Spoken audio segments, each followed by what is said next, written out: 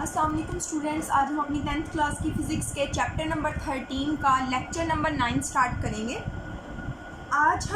कल हमने third numerical किया था, आज हम फोर्थ न्यूमेरिकल देख लेते हैं। फोर्थ न्यूमेरिकल भी कूलम्स लॉ से रिलेटेड है, ठीक है।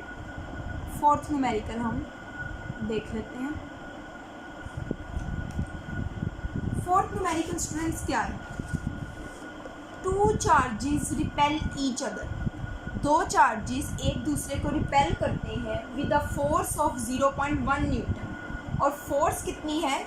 0.1 न्यूटन है। मीन्स दो चार्जेस हैं जो एक दूसरे को रिपेल कर रहे हैं। रिपेल मीन्स कि दोनों सेम चार्जेस हैं, यहाँ दोनों पॉजिटिव है, यहाँ दोनों नेगेटिव हैं, ठीक है, और सेम चार्जेस हैं। When they are 2 centimetre apart, जब उनके दरमियान जो फासला है, when they are 5 centimetre apart, जब वो 5 सेंटीमीटर दूर है। तो ये आपको फोर्स दी गई है और फासला दिया गया 5 centimetre. Find the force between the same charges, वो कह रहे हैं कि वही वाले सेम चार्जेस के दरमियान फोर्स मालूम करें when they are 2 centimetre apart, जब उनके दरमियान 2 सेंटीमीटर का फासला हो। स्टूडेंट्स, उन्होंने बेसिकली क्या कहा है? देखिए, उन्होंने कहा है कि दो चार्जेस हैं, लेट्स सपोज वो ये दो चार्जेस हैं, उनके दरमियान जो फासला है, ये लेट्स सपोज दो चार्जेस हैं, उन दोनों चार्जेस के दरमियान जो डिस्टेंस है वो है 5 सेंटीमीटर, ठीक है। जब 5 सेंटीमीटर फासला है तो इनके दरमियान जो फोर्स है वो 0.1 न्यूटन है। ये हो गया पहली बात। दूसरी बात उन्होंने कहा है कि वही वाले सेम चार्जेस हैं, बट उनके दरमियान फासला जो है वो कम हो गया, और कम करके कितना हो गया है?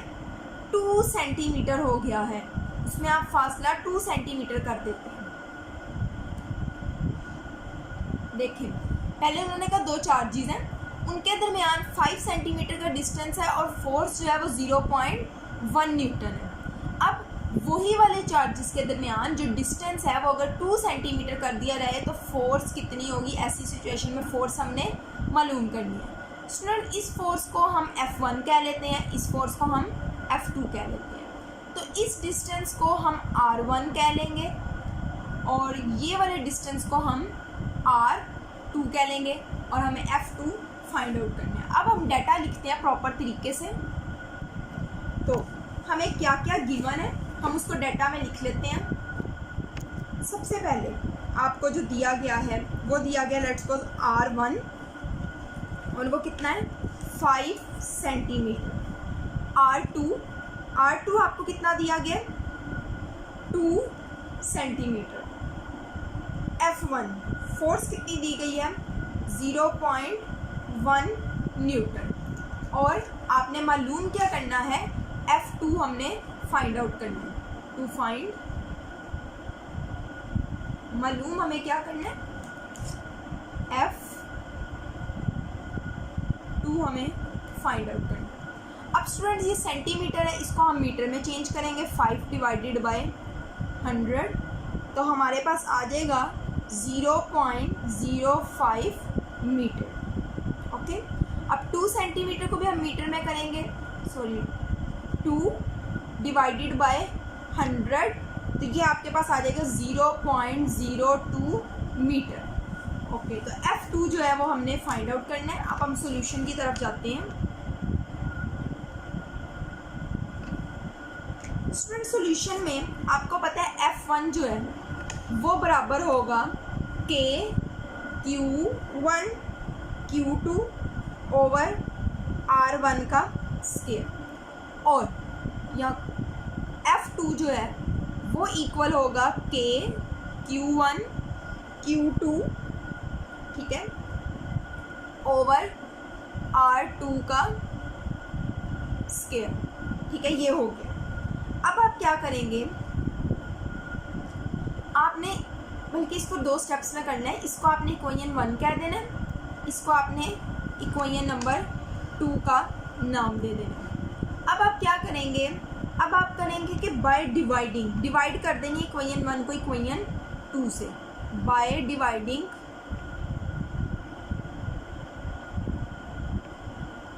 इक्वेशन 1 को तकसीम करना है, बल्कि इक्वेशन 2 को हम 1 से डिवाइड करेंगे। क्योंकि हमें F2 मालूम करना है, by dividing equation 2 by 1। Student आपने इक्वेशन 2 को इक्वेशन 1 से तकसीम कर देना, तो इक्वेशन 2 को ऊपर रखेंगे, F2 इसकी लेफ़्ट साइड और उसकी लेफ़्ट साइड क्या है F1, फिर इसकी left side right side K Q1 Q2 over R2 का स्क्वायर आ गया, और नीचे K Q1 Q2 और नीचे R1 का स्क्वायर आ गया। अब स्टूडेंट्स आपको पता है कि दोनों चार्जेस जो हैं वो एक जैसे हैं, as both the charges are same. चूँकि दोनों चार्जेस सेम हैं तो क्या होगा, Q1 बल्कि देखिए आप इसको हम करके देख लेते हैं। देखें F2 over F1 is equal to, अगर हम लिखें K Q1 Q2 over R2 का स्क्वायर, और ये डिवाइड हो रहा है, नीचे पार्ट ये जाके मल्टीप्लाई हो जाएगा, उल्ट हो जाएगा, तो क्या हो जाएगा K Q1 Q2 उल्ट होना है, ये हो जाएगा R1 का square divided by K Q1 Q2। ठीक है बच्चों, अब क्योंकि दोनों चार्जेस सेम हैं तो ये वाला पार्ट, ये वाला Q1 Q2 से कट गया, और K की वैल्यू भी सेम होती तो ये पार्ट कट गया। तो हमारे पास फार्मूला बनेगा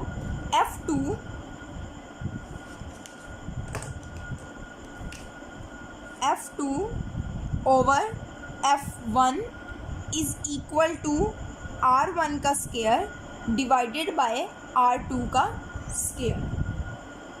अब बच्चों मैं यहाँ लिख रही हूँ दोबारा, हमारे पास क्या फार्मूला आया है, हमारे पास आया है F2 over F1 is equal to R1 का स्क्वायर डिवाइडेड बाय R2 का स्क्वायर।